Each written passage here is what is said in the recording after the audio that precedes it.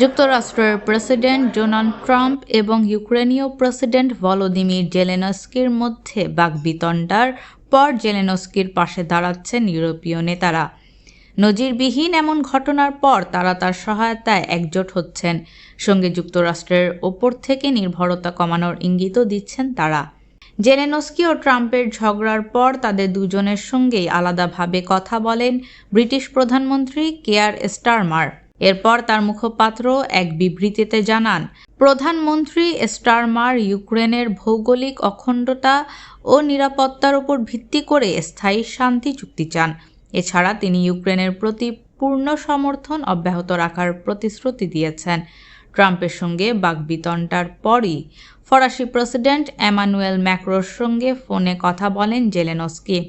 এরপর ম্যাক্রো বিবৃতিতে ইউক্রেনের প্রতি সমর্থন জানিয়ে বলেন, এখানে আগ্রাসনকারী হলো রাশিয়া আর হামলার শিকার হলো ইউক্রেন।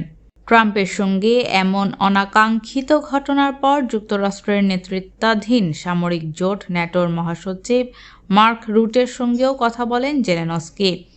তিনিও ইউক্রেনের পাশে থাকার প্রতিশ্রুতি দিয়েছেন।